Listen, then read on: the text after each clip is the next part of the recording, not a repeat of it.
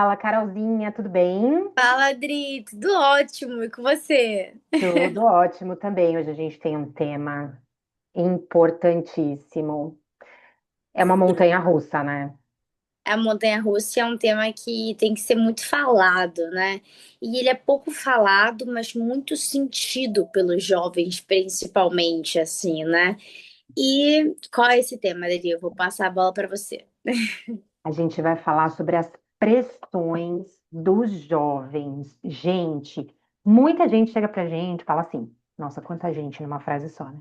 Mas muitas pessoas chegam pra gente, pro psicoterapeuta, e falam assim: ai, mas ele é jovem, ele é, né? Tá, imagina, tem uma vida inteira pela frente, aguenta uma escala 6 por um de boa, não, vamos lá. E não, né, gente? Vamos imaginar uma mente, um corpo em construção, muitas informações processando ao mesmo tempo, e pá, essa pressão, tá? Demais. Exatamente. E é uma pauta, assim, tanto de faculdade, com trabalho, com estágio, com tudo. E a pressão de, tipo, eu tenho até amigos, assim, que trabalham até 10 horas da noite, assim, sabe? Então acordam 6 horas da manhã, vão pra academia, chegam no trabalho 9 horas da manhã e ficam até 10 horas da noite. Aí até que ponto não viram burnout, aí o que eu percebo também, muitos relatos de estresse, estou muito estressado e acaba descontando aquela irritabilidade, porque é uma ansiedade muito grande, e aí acaba descontando aquela irritabilidade em familiares, amigos, relacionamento, e é até que ponto isso é saudável, isso é algo que a gente sempre, né, traz aqui, até que ponto isso é saudável, sem contar também com aquela pressão de que a gente acaba o colégio com 17, 18 anos, e já é obrigado ali a definir qual profissão vai ser a profissão que a gente vai ter na nossa vida. Aí, na teoria, a pessoa se forma com 24, 25 anos, às vezes alguns até se frustram porque não conseguem se formar nessa previsão, porque, enfim, por N razões, né? Trabalho, conciliar trabalho com faculdade, estudo, e aí às vezes demora um pouquinho mais, às vezes a pessoa se forma, não se sente realizada no curso, fala, cara, eu gosto, mas eu tenho 25, 26 anos. Isso é uma coisa que eu até escutei de um amigo meu recentemente. Pô, eu tenho 25 anos, fazer 26 daqui a algumas semanas. Eu tô nesse trabalho, comecei no estágio, depois fui efetivado, mas eu não consigo me ver daqui a 10 anos aqui, né? Eu não sei se é isso que eu vou querer fazer pro resto da vida. Não que eu não goste, mas eu não sei se definitivamente é isso que eu vou querer fazer pro resto da minha vida. Então, até que ponto. E assim, realmente, dá para você fazer várias graduações, né, ao longo da vida. As pessoas se limitam muito também à idade, né? Uhum. Então, assim, não, você se formou, você pegou o diploma e agora você vai ter que executar a sua vida toda. Mas vocês esquecem que cada um tem o seu tempo, né? E isso Uhum. é muito importante a gente sempre ressaltar. Cada pessoa tem o seu tempo, então, assim, às vezes você pode, tudo bem, me formei com 24 anos, estou trabalhando até os 27, 28, vou fazer uma nova graduação, e aí com 35 eu posso estar trabalhando com uma outra coisa, ou juntar uma coisa com a outra, até porque a gente se esquece que 35 é pessoas jovens, 40 Uhum. anos são pessoas jovens, né?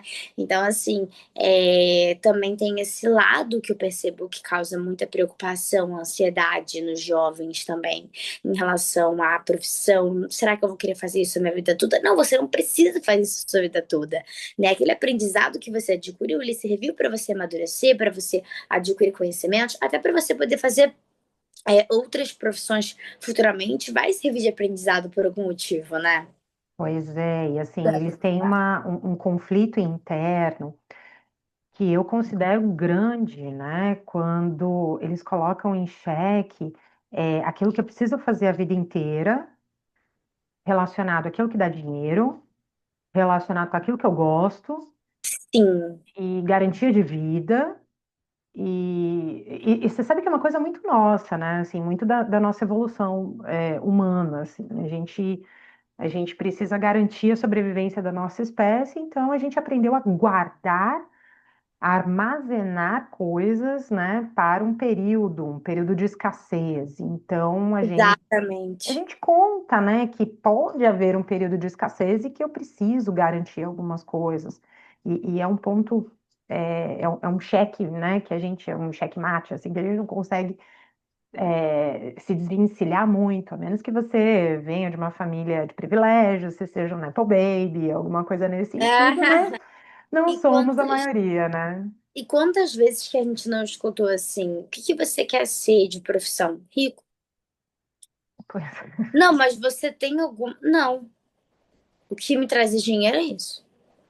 Né? Ou pessoas que se frustram porque são apaixonadas por uma coisa, mas não dá não é valorizado, né? Não dá aquele recurso, aquele retorno financeiro que a pessoa espera, e aí causa uma frustração, porque ela deixa de fazer o que ela realmente ama, o que ela realmente dá prazer para fazer algo que é mais rentável, e aí vira uma frustração. Então, como que lidar com isso, né? Porque não significa que você não seja bom, você pode ser excelente naquilo, mas quantas profissões, né, que a pessoa não executa com excelência, com maestria, que são desvalorizadas, ainda mais aqui no Brasil, né, Adri? Uhum. E aí, Carol, você tocou num ponto muito importante, logo no comecinho da nossa conversa, que assim, muitos jovens manifestam de maneira mais agressiva com a família toda essa pressão, né? Então, e é um ponto que eu trago muito com as famílias, trago muito com os pais, né, com os responsáveis, e eu falo, ok, a gente precisa botar o nosso limite, olha, não gostaria que você me tratasse assim, você agiu com desrespeito, enfim, mas ao mesmo tempo entender qual é o processamento daquela agressividade, né? Por que que ela vem, o que que acontece, o que fazer sobre isso também. Então, assim, eu lembro de casos em que o adolescente tinha que ter atividade o tempo todo, porque os pais tinham muita preocupação que ele se envolvesse com álcool, drogas, e precisariam estar ali o tempo todo. Carol, eu sou super a favor e eu recomendo todas as pessoas em qualquer idade, principalmente na adolescência, foque em esportes, artes, propósitos, Sim, tenha atividades, né? Mas no momento de sentar para conversar sobre o futuro, essa hora precisa ser muito respeitada, porque eu preciso trabalhar nesse gráfico, né? Aquilo que vai fazer com que eu me sinta bem e não feliz o tempo todo, né? Porque a gente não está feliz o tempo todo, mas aquilo que vai me trazer um propósito, uma satisfação. E quais são os meus conhecimentos? Como que eu vou garantir a minha sobrevivência para além dos meus exatamente. pais, né? E não significa que é algo fácil, porque a gente sabe que não é algo fácil, mas, porque assim, mesmo a gente amando a nossa profissão, tem dias que a gente passa por fases ruins, momentos ruins, né? Nem sempre vai ser aquela coisa prazerosa, né? Mas a gente sabe, né? Ah, não, isso, aquilo, isso aqui é uma coisa que eu gosto. Agora, eu acho que você ir para um trabalho que você detesta, porque a gente leva em consideração que você fica pelo menos de segunda a sexta no trabalho. Uhum. 8 horas é muito tempo ali, né? Então é algo que corrói se for algo que você não gosta, se é algo que é forçado, né? Então, assim, isso. E assim, com 18 anos, você é obrigado, 17, 18, pessoas até com 16, né? De vez em quando já são obrigadas a definir o futuro da vida delas, e não é assim. Você Uhum. pode começar uma graduação com 17, 18 anos, fazer 4 anos, 5 anos, se formar, atuar um pouco. Ah, e a cabeça muda. A gente muda, né? Porque a Carol de 18 anos, e eu acredito que a Adri de 18 anos, era uma pessoa completamente diferente, com pensamentos completamente diferentes. Quando eu entrei na faculdade, eu queria fazer RH. Uhum. Hoje em dia eu falo, meu Deus, eu não quero de jeito nenhum. Mas isso foi mudando ao longo do tempo. Imagina se eu tivesse feito a graduação de RH. Uhum. Eu ia querer mudar futuramente. E aí gera aquela frustração, aquela coisa. Às vezes a pessoa ela só realiza depois de 2 anos de graduação e ela fala, pô, se eu tô há 2 anos aqui, eu vou terminar. E aí acaba que quantas pessoas não terminam a faculdade que eu conheço, que terminam a faculdade de 5 anos, assim, e falam, cara, decidi no final do curso que eu não gostava, agora eu vou mudar. E nem Uhum. executam aquela profissão. Tem um diploma, mas não executam. E isso tem vários e vários, vários casos. E é frustrante, gera um conflito interno. O que eu vou fazer agora? Será que eu perdi tempo? Mas eu gosto muito de ressaltar: a gente nunca perde tempo. Todo estudo e aprendizado é conhecimento, é maturidade. Então a gente nunca perde ali o tempo, né? Isso aí é uma ilusão, né? E muitas vezes nossos pais nos cobram isso. Nossa, você perdeu tempo. Mas eu acho isso cruel, porque você não perdeu tempo. Você adquiriu maturidade, aprendizado, conhecimento, né? Uhum. E se você percebeu que ele não é o seu caminho, tá tudo bem. Até porque a mente de um jovem de 17, 18 anos, para depois um jovem de 25 que está se formando, é muito diferente. Às Uhum. vezes o caminho cruza ali e você fala, cara, me apaixonei por isso, né? É. Teve um caso de uma menina que ela se formou em psicologia. O pai fazia direito, ela começou a ler, estudar, ficou apaixonada por direito, se formou em psicologia, não executa psicologia, tá fazendo graduação em direito, fazendo estágio em direito e falou: eu me descobri ali. Uhum. E isso acontece muito, né? Então, se você. E quantas pessoas. E assim, ela tinha o apoio dos pais. Ela teve Uhum. total apoio, suporte financeiro, emocional dos pais, então foi tranquilo para ela lidar com isso. Mas vamos falar das pessoas que não possuem esse suporte emocional dos pais. E aí vem aquela Exato. repreensão: nossa, gastei dinheiro, caso a faculdade seja particular, você gastou tempo, você gastou dinheiro, que gera mais uma pressão naquela pessoa que já está num conflito interno em relação àquilo. Uhum. E a gente passa por esse conflito em muitas fases da nossa vida, tá? É, eu acho que é muito arriscado quando a família, né, e assim, pessoal, tudo é aprendizado, tá? A gente está aqui para contribuir mais para o aprendizado de vocês. Então, se teve algum comportamento dentro da família de vocês, a gente está aqui para ressignificar, para entender aí outras formas de agir. Então, vamos lá, alguns riscos que eu observo, né? Algumas falas, assim. Primeiro, quando o adolescente, a ele é dado só a obrigação de estudar. Olha, você só tem a obrigação de estudar. Então tá, pode ser que você esteja decorando o conteúdo, mas você não está desenvolvendo habilidades para a vida, né? E a Uhum. gente começa a desenvolver habilidades para a vida da hora que a gente nasce. Então, eu, Adriana, hoje eu consigo dizer o que eu sou, o que eu gosto, as minhas atividades, os meus hobbies, enfim, porque houve uma construção ao longo da minha vida que permitiu que eu chegasse no momento e falasse, poxa, eu gosto de psicologia.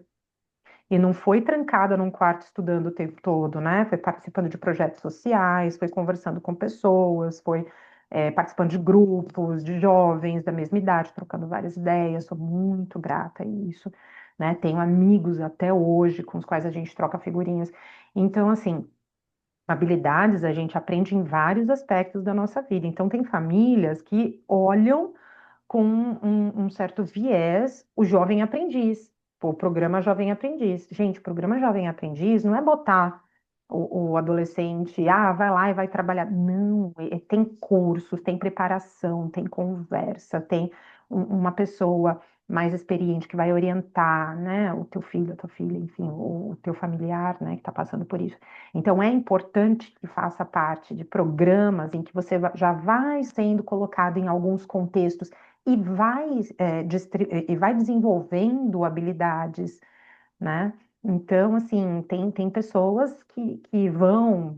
Hoje em dia, tem muito o dia das crianças nos trabalhos dos pais. Então, é super bonitinho. Então, as crianças Sim, eu já vi. vão. É uma graça, assim, eles já colocam na mesinha, já vão se ambientando e tal. Tudo isso é uma troca. Então, assim, muito arriscado quando você dá a única obrigação do seu filho dele estudar e quando você não deixa que o seu filho tenha novas experiências fora de casa, porque você tem uma preocupação. Até porque é uma vida. Então, assim, essa pessoa precisa entender o ambiente social também, o que ela gosta. Ela precisa, e para ela saber o que ela gosta, ela precisa viver, não é só estudar, né? Não é só, né? Inclusive, eu falo, por exemplo, eu descobri que eu não gostava de RH, que não era o meu lado, porque eu vi na prática, Uhum, né? Então a gente descobre muito na prática. Então, muitos pais eles têm essa questão de pressão com o filho de não, você começou a graduação, termina, mas a pessoa também ela achou que ela fosse gostar. Às vezes ela se decepcionou, não se identificou, às vezes demora alguns períodos a mais para você ver que você realmente não gostava. Então, para a pessoa já é delicada essa situação, para a pessoa já é uma pressão interna. Quem dirá ainda a pressão dos pais por cima disso, né, Adri? pois é. E assim, há muitas muitas das nossas habilidades elas já são treinadas numa conversa, na brincadeira que a gente tem com as crianças, enfim. E aí, quando o adolescente ou o jovem adulto, né, te apresenta um descompasso, né? Tem gente que chega aqui em clínica, na terapia, e fala: "Ah, meu filho não quer saber de nada. Eu não consigo tirar ele de casa, ele não quer saber de nada." E eu falo: comece por você, né? Então, eu queria que ele fizesse um trabalho voluntário, e tal, mas você faz? Eu faço, mas ele te acompanha, ele observa? Não, não me acompanha, ele não quer saber. Então vai você, tem o teu horário, o teu dia, divide isso em casa como que é, enfim. Mas meu filho não quer praticar um esporte. Você pratica um esporte? Você sabe que muito do que a gente aprende é por modelos. Tá aí o exemplo Exatamente. da psicóloga advogada, né? E isso é uma coisa também, Dri, que eu estava comentando tanto com um paciente quanto com uma amiga minha que aconteceu um caso similar. É, eles, ao longo da vida, anos, tá? A gente não tá falando de dias ou semanas ou meses, foram um processo. Mas eles foram desconstruindo pensamentos, por exemplo, preconceituosos, pensamentos arcaicos dos pais com as vivências deles. Então, no início, tinha uma resiliência muito grande dos pais de entenderem, por exemplo, a sexualidade, aí eles foram mostrando ao longo do tempo que não era algo banal, que era um sofrimento para eles também, e nananana, e com o passar do tempo, eles mesmos foram mostrando para os pais, e os pais foram tendo uma visão diferente. E aí eu Uhum, falei, que interessante, né? Porque eles acabaram ensinando os pais, que eram muito resilientes, aquela coisa arcaica, mais velhos, a verem a vida com uma outra ótica e verem que as pessoas são diferentes, elas pensam diferentes, elas têm gostos diferentes, elas sentem diferentes, não significa. E assim, cada um tem a sua dor, você não pode negligenciar a dor do outro. E isso eles foram vendo com as experiências dos filhos.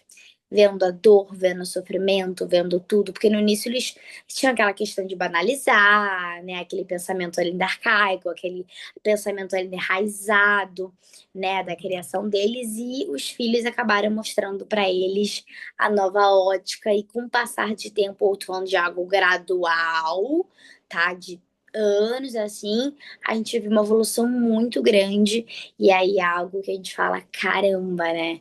Que bacana, não é fácil, é difícil, né, para esses filhos, mas no final eu falei, você percebe a diferença que você causou, né? A pessoa fala, não, com certeza. A pessoa mudou muito, os pais mudaram muito ali, e isso foi algo que eu achei muito bacana.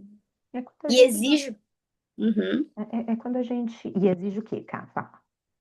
exige muita resiliência também, né? Muito Uhum, sofrimento ali, porque a pessoa, até ela realmente ver que não é algo, não é brincadeira, que. Porque é aquela questão, não, eu sou adulto, eu sou sua mãe, sou seu pai, então eu sou o certo. Até eles terem essa coisa de entenderem que o outro tá sofrendo, e que não é uhum. porque ele é seu filho, não é porque ele nasceu de você que ele vai, né, condizer com os seus princípios e tal. Cada um tem as suas coisas. Foi uma coisa muito gradual. Uhum.